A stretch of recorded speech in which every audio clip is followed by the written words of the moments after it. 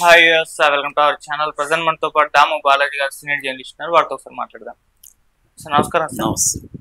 Sir Samantha and Raj నెడుమూరు వీళ్ళిద్దరూ నిన్న పెళ్లి చేసుకున్న తర్వాత ఇప్పుడు రాజ్ నెడుమూరు వైఫ్ ఫ్యామిలీ డే అయితే ఇప్పుడు కంప్లీట్ చేయడానికి వెళ్తున్నట్టుగా ప్రయత్నాలు చేస్తున్నట్టుగా సమంత మీద అని చెప్పేసి వార్తలు వస్తున్నాయి సార్. ఆమె ఎప్పటి నుంచో కూడా నర్మగర్భంగా కొన్ని పోస్టులు పెడుతూనే వస్తుంది ఈ సమంత రాజ్ నెడుమూరిని ఉద్దేశించి. అయితే ఇప్పుడు వీళ్ళిద్దరూ పెళ్లి చేస్తున్నారు కాబట్టి యాక్షన్ లోకి దిగాలని కేసు పెట్టే అవకాశం ఉందని చెప్తున్నారు. అసలు రాజ్ నెడుమూరు బయోగ్రఫీ ఏంటి, ఈ ఫ్యామిలీ డే వీళ్ళిద్దరు ఎప్పుడు కలిసారు, ఎప్పుడు పెళ్లి చేసుకున్నారు, వీళ్ళ విడిపోవడానికి గల కారణాలు ఏంటి, ఒకసారి ఏం జరిగే అవకాశం ఉంటుందో చెప్తారు. ముందు రాజ్ నెడుమూరు బయోగ్రఫీ బ్రీఫ్ గా చెప్పుకొని దాని తర్వాత వాళ్ళ పర్సనల్ హిస్టరీ చెప్పుకుందాం.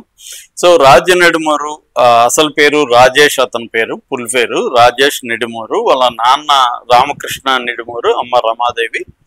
వీళ్ళిద్దరిది కూడా తిరుపతి.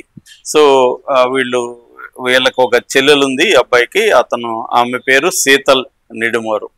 సో ఇతను తిరుపతిలోనే కేజీరెక్స్ కాన్వెంట్ లో చదువుకున్నాడు. తర్వాత సత్యసాయి పుట్టపర్తిలో కాలేజీలో చదువుకున్నాడు ఇంటర్మీడియట్. దాని తర్వాత ఇంజనీరింగ్ సీట్ వచ్చింది ఎస్వి ఇంజనీరింగ్ కాలేజీలో తిరుపతిలో చేరాడు. అప్పుడు అతనికి కృష్ణ దాసరి కొత్తపల్లి అనే అబ్బాయి పరిచయం అయ్యాడు. వీళ్ళిద్దరికి కూడా సిమిలర్ ఇంట్రెస్ట్ ఉంది, అంటే ఫైన్ ఆర్ట్స్, సినిమా వీటి పట్ల అట్రాక్షన్ ఉంది. అలా ఇద్దరు కలిసి చిన్న చిన్న ప్రోగ్రామ్స్ అవన్నీ కూడా కాలేజీలో చేసేవాళ్ళు. దాని తర్వాత ఇద్దరు కలిసి అమెరికాకి వెళ్ళారు. అమెరికాలో సాఫ్ట్వేర్ ఇంజనీర్లుగా ఇద్దరు ఒక దగ్గర పనిచేశారు. అప్పుడు వాళ్ళిద్దరు ఒక షార్ట్ ఫిల్మ్ తీశారు, షాదీ.com అని. అది కొంత పేరు వచ్చింది. దాని తర్వాత వాళ్ళు ఫ్లేవర్స్ అనే ఒక సినిమా 2003లో ఫ్లేవర్స్ అనే ఒక సినిమా, ఇండీ ఫిల్మ్ అంటారు. అంటే ఏ స్టూడియోస్ ఏమి సపోర్ట్ లేకుండా వీళ్ళే కొంత క్రౌడ్ ఫండింగ్ అది రెడీ చేసి అమెరికాలో ఉండే ఇండియన్స్ లైఫ్ ఎలా ఉంటుంది అన్న దాని మీద ఒకటి చేశారు. రొమాంటిక్ కామెడీ అది బాగా హిట్ వచ్చింది.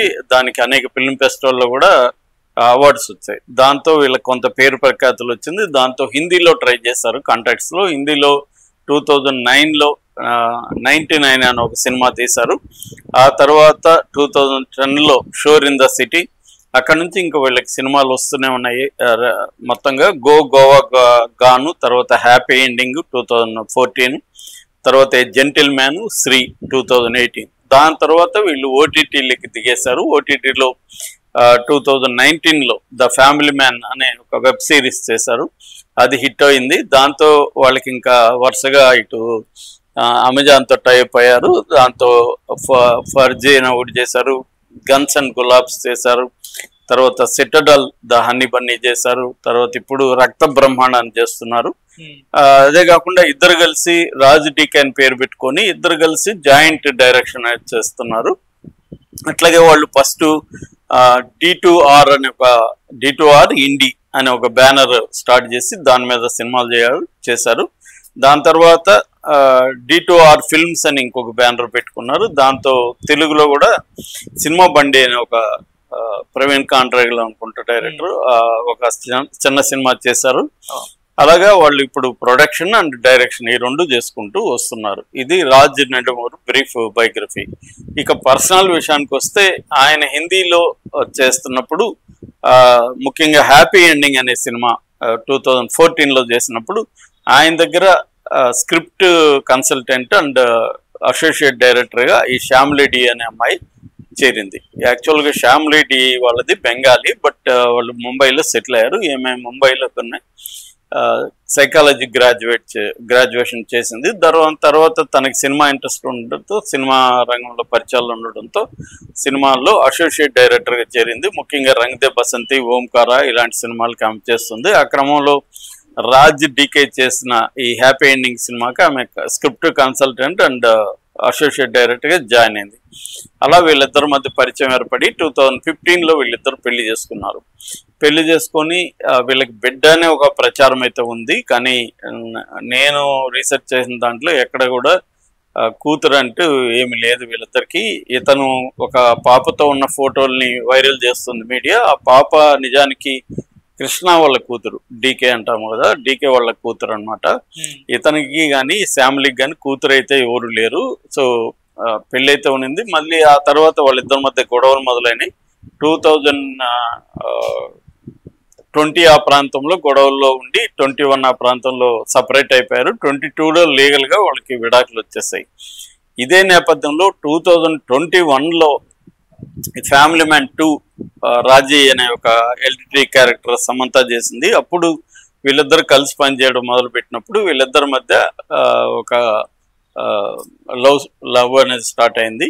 అక్కడ నుంచి వాళ్ళిద్దరు లవ్లో ఉంటూ ఈ లోపల అతను విడాకులు అయితే 2022కి ఇచ్చేశాడు. దాని తర్వాత కూడా సిటడల్ హనీబన్నీ అనే రీమేక్ వెబ్ సిరీస్, దాంట్లో కూడా సమంత చేసింది. అలాగా వాళ్ళిద్దరు డేటింగ్ చాలా కాలం చేసుకున్న తర్వాత పెళ్లి చేసుకుందాం అంటే డిసైడ్ అయ్యి నిన్న వాళ్ళు ఈమెకు ముందు నుంచి కూడా సద్గురు ఆశ్రమం అంటే ఇష్టము, సద్గురుతో అక్కడ వెళ్ళి మెడిటేషన్ చేయడం, ధ్యానం చేయడం, అక్కడ ఉండడం చాలా ఇష్టం. చాలా మంది కూడా అలా వెళ్తుంటారు అక్కడికి. అలాగే ఈమె కూడా వెళ్తుంటది. అలాగే పెళ్లి కూడా అక్కడే చేసుకుందాం సద్గురు ఆశీర్వాదంతో అక్కడే ఆమె పెళ్లి చేసుకుంది. సో ఈ నేపథ్యంలో ఈ ఎవరైతే ఈ ఫ్యామిలీ డే ఉందో ఆమెకి అసంతృప్తి ఉన్నట్టుగా అర్థమవుతుంది.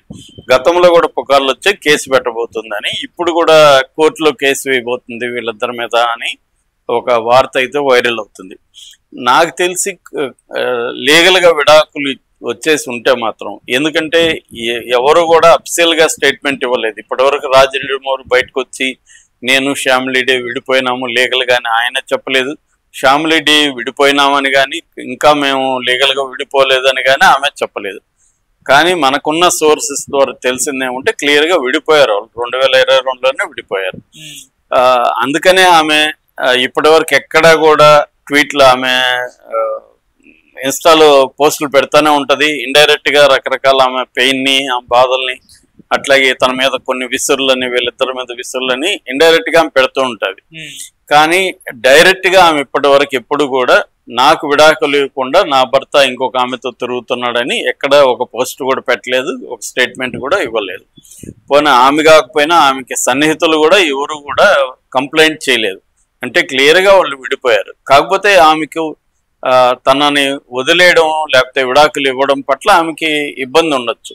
ఆమె ఇంకా కలవలేమని కుదరదని ఇచ్చేసి ఉండొచ్చు. అట్ ద సేమ్ టైం అతన్ని వదలలేకపోవచ్చు. చాలా మందికి ఈ ప్రాబ్లం ఉంటుంది. భార్యాభర్తలుగా ఉండి విడిపోదామని అనుకుంటారు, కానీ కంప్లీట్గా విడిపోవాలని ఒకరికి ఉండకపోవచ్చు. ఉండకుండా ఒకరికి ఉండొచ్చు విడిపోదామని, ఇంకొకరికి విడిపోదామని ఉండకపోవచ్చు. అలాంటప్పుడు వాళ్ళు ఎక్కువగా సఫర్ అవుతారు. ఆ పెయిన్లో నుంచి వాళ్ళు రకరకాలుగా పోస్టులు పెట్టడం, ఎక్స్ప్రెస్ చేయడం అనేది చేస్తుంటారు. కానీ ఆమెని చూస్తే ఆమె ఎప్పుడు కూడా లో ప్రొఫైల్ మెయింటైన్ చేసేది, ఏదో తన ఫోటోలు తన ఇది పెట్టుకునేది తప్ప అంతకంటే ఆమె ఎప్పుడు కూడా డైరెక్ట్గా అయితే నిందించలేదు. కానీ కాకపోతే ఆమె పెయిన్ ఉండే అవకాశం ఉంది. అలాంటప్పుడు లీగల్గా ఆమెకి ఏ రైటు లేదు. లీగల్గా రైట్ ఉంటే వీళ్ళు కూడా ఎంతో ధైర్యంగా పెళ్లి చేసుకోరు.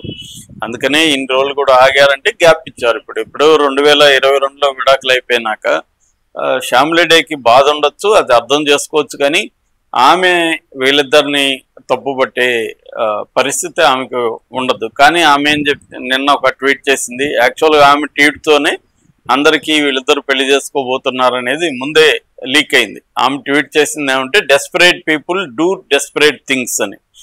అంటే డెస్పరేషన్లో ఉన్నారు వీళ్ళిద్దరు. డెస్పరేషన్ అంటే తెలుగులో కరెక్ట్ పదం లేదు కానీ తెగింపు అంటారు, బరి తెగింపు అంటారు.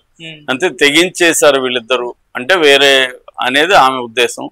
సో ఆమె పాయింట్ ఆఫ్ వ్యూలో తెగించేసి ఉండొచ్చు. వీళ్ళ పాయింట్ ఆఫ్ వ్యూలో వీళ్ళిద్దరూ ఇద్దరితో విడిపోయారు. సమంత నాగచైతన్యతో 2021లో విడిపోయింది. రాజీ నెడుమూరు 2022లో విడిపోయాడు. విడిపోయిన తర్వాత వీళ్ళిద్దరూ ఎవరిని పెళ్లి చేసుకుంటే ఏముంది, అది వాళ్ళ ఇష్టం కదా. సో కాబట్టి ఆ రకంగా ఆమె ట్వీట్లో లీగల్గా అయితే లీగాలిటీ అయితే లేదు. ఆమె పెయిన్ని ఎక్స్ప్రెస్ చేసి ఉండొచ్చు. ఈ సందర్భంగా పూనం కౌర్ ట్వీట్ ఒకటి వైరల్ అవుతుంది. ఆమె నీ కొంప కోసం వేరే వాళ్ళ కొంప కూల్చావన్న అర్థంలో పెట్టడం, అట్లాగే నువ్వు డబ్బులు ఇచ్చి రాజును కొనుక్కున్నావని పెట్టడం, అట్లాగే నార్సిసిస్ట్ నువ్వు అని ఆమెని నిందించడం, ఇవన్నీ ఇండైరెక్ట్గా చేసింది. అట్లాగే ఈమె పర్సనల్ స్టైలిస్ట్ ఒక ఆవిడ ఉంది. ఆమె పార్ట్నర్ ఇన్ క్రైమ్ అని కూడా గతంలో సమంత పోస్ట్ చేసింది. సద్మా సింగ్ ఆమె పేరు, సద్నా సింగ్. ఆ సద్నా సింగ్ కూడా ఒక పోస్ట్ పెట్టింది.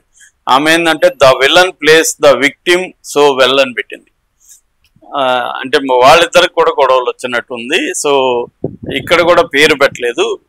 ఈమె విలన్ ఎవరు, సమంత విలన్ విక్టిమ్ లాగా నటిస్తూ ఉంది, చాలా బాగా నటిస్తుంది అన్నట్టుగా ఆమె పోస్ట్ పెట్టింది. అంటే ఇక్కడ ఓవరాల్గా సమంతకి యాంటీగా కొంతమంది, సమంతని సపోర్ట్ చేస్తూ కొంతమంది విడిపోయారు వాళ్ళ కారణాలు రీత్యా. ఏదేమైనా ఇక్కడ మామూలుగా ప్రతి విషయంలో 2 ఆస్పెక్ట్స్ ఉంటాయి. ఒకటి లీగల్, 2 ఇథికల్ లేదా మోరల్. సో లీగల్గా సమంత అండ్ రాజ్ పెళ్లి చేసుకోవడం అనేది లీగల్గా చెల్లుబాటు అవుతుంది. ఎందుకంటే ఇద్దరు కూడా లీగల్గా విడాకులు ఇచ్చేశారు. కాబట్టి వీళ్ళ పెళ్లిని గురించి లీగల్ యాంగిల్లో మాట్లాడే పరిస్థితి ఎవరికి ఉండదు. ఇక మోరల్ యాంగిల్లో, మోరల్ అనేది దానికేమీ ఒక పద్ధతి అంటూ లేదు. ఎవడి స్టాండ్ వాడు తీసుకోవచ్చు ఈ దేశంలో, ఎవడు మోరల్స్ వాడు మాట్లాడచ్చు. దానికేది ఇదే మోరల్ స్టాండ్ అని చెప్పలేము. కాబట్టి ఇవన్నీ ఉంటాయి, పబ్లిక్ ఫిగర్స్ కాబట్టి ఇవన్నీ వాళ్ళు ఫేస్ చేయాల్సి ఉంటుంది. ఇద్దరు కూడా పబ్లిక్ ఫిగర్స్, ఇద్దరు కూడా మెచ్యూరిటీ ఉన్నవాళ్ళు, ఇద్దరు కూడా గతంలో పెళ్లిల్లో వాళ్ళు ఇబ్బందులు పడిన వాళ్ళే. కాబట్టి నేను అనుకోవడం వాళ్ళు ఇవన్నీ ముందే గెస్ చేసి ఉంటారు. They can deal with it. మనం, నా పాయింట్ ఏంటంటే మనం మోరల్ జడ్జిమెంట్ చేసే పరిస్థితిలో ఎవరు కూడా లేము, చేసే హక్కు మనకు లేదనేది నా అభిప్రాయం. Okay sir, thank you so much.